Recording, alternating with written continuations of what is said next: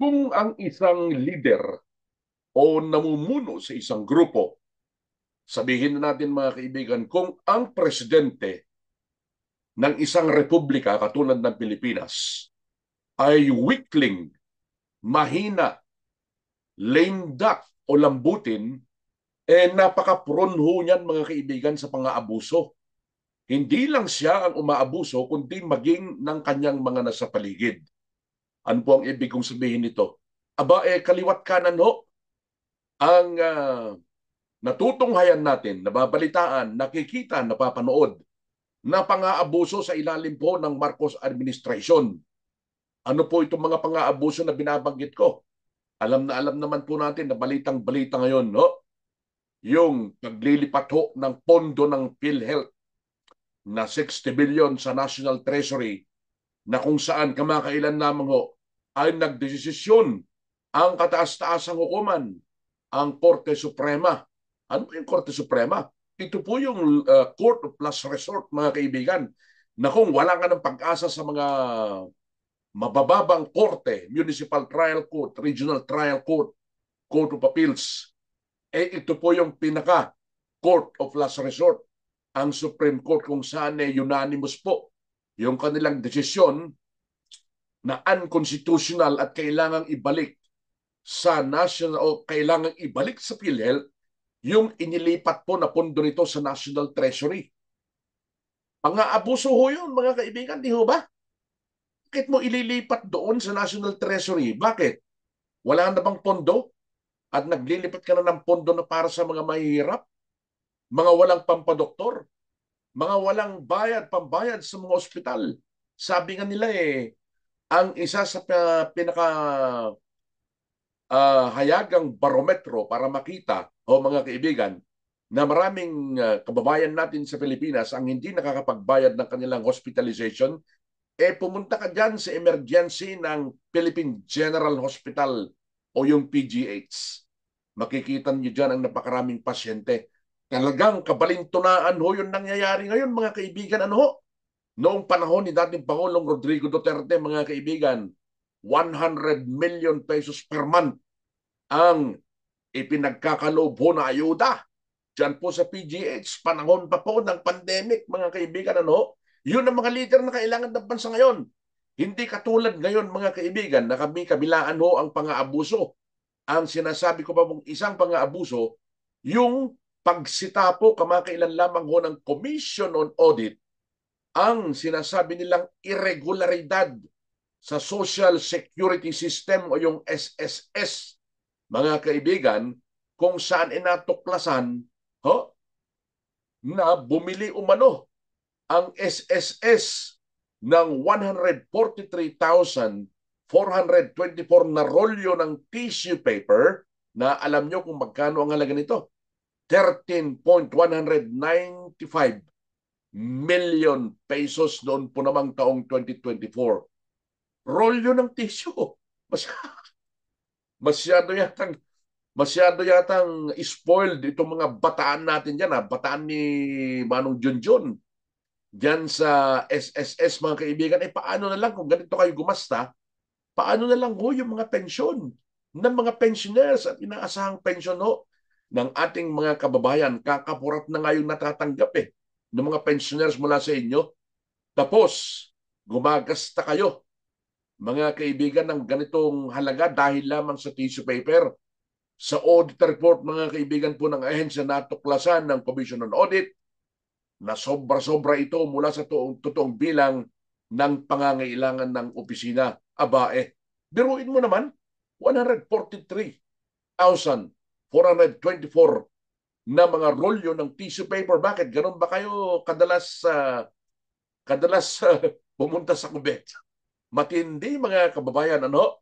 At bukod po dito sa mga sinabi kong ito, kamakailan ho lamang, hinikayat po nitong isang mambabatas mula po dyan sa Cagayan de Oro, itong si dating BID Commissioner Rufus Rodriguez, ang pambansang gobyerno na ibalik.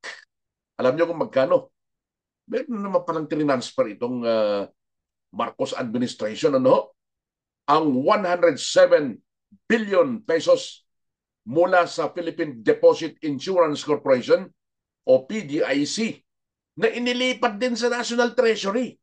Mga kaibigan, tingnan nyo ang ginagawa nila. Naglilipat-lipat na mga pondo.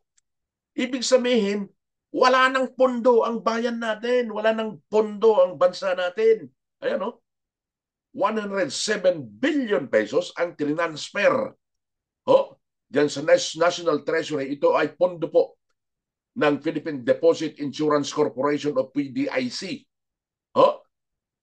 Ayon kay Congressman Rodriguez, ang naturang hakbang ng kasulukuyang gobyerno ay isa ring unconstitutional. Katulad po ng PhilHealth na dinesisyonan nga po ng Korte Suprema kumakailan din na unconstitutional. Puro unconstitutional ang ginagawa ng kasalukuyang gobyerno, mga kaibigan. Desperate move, mga kaibigan, at isa pa na hindi nila sinasagot. Ito, hanggang ngayon walang malinaw na sagot ang Marcos administration, mga kaibigan. Nagbenta sila, mga kaibigan, noong 2024, baka maraming hindi ko nakakaalam nito, mga kaibigan.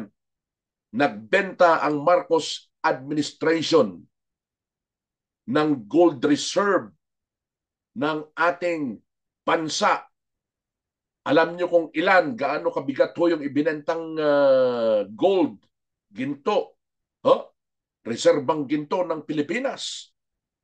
24.9 na tonelada ng ginto, mga kaibigan, noong 2024. 2024, maraming hindi nakakaalam mo nito.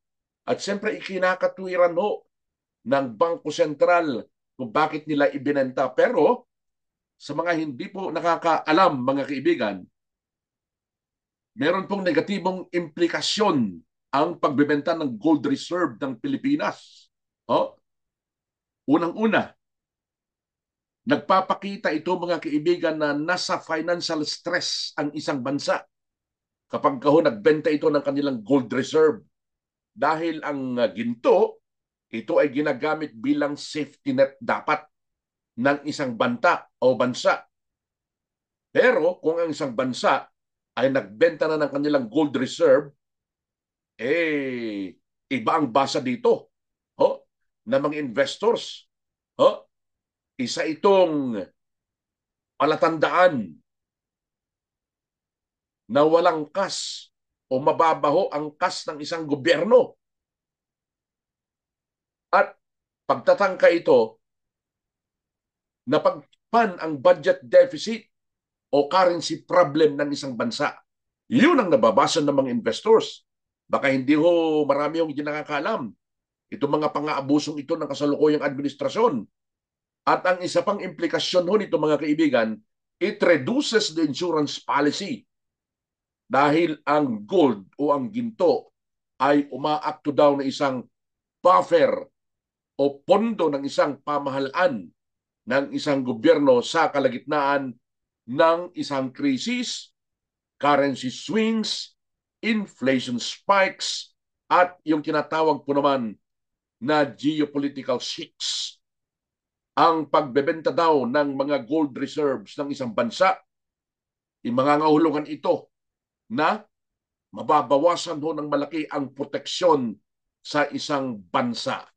Tingnan nyo na ang nangyayari sa isang liderato sa isang bansa kung isang weakling, isang mahina, mga kaibigan, isang drug addict na sinabi ng kanyang manang, isang lutang na pangulo ang namumuno sa ating bansa. Laganap ang pang-aabuso, yung mga desisyon niya hindi panatag . Nakikita niyo ba? Sa mga nagbubulag-bulagan dyan, mga loyalista, bahala kayo kung yan ang gusto nyo. Pero sana naman isipin natin ang magiging kinabukasan ng Pilipinas, ang magiging kinabukasan ng mga susunod na henerasyon. Hindi lang natin isipin yung ngayon. Sana isipin natin yung susunod po na mga araw. Yung nangyayari ngayon tayo. Abayaan lang ba natin? paano naman yung susunod na mga henerasyon sa atin? Dapat yun ho ang isipin ng bawat isa. Hindi yung pansamantalang panahon lamang.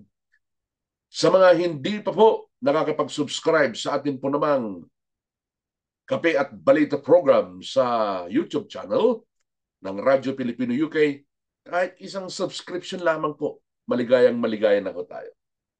Ako po ang inyong karadyo mula po dito sa London, United Kingdom. Ako po si Buddy Bernardino. Bye for now, mga kaibigan.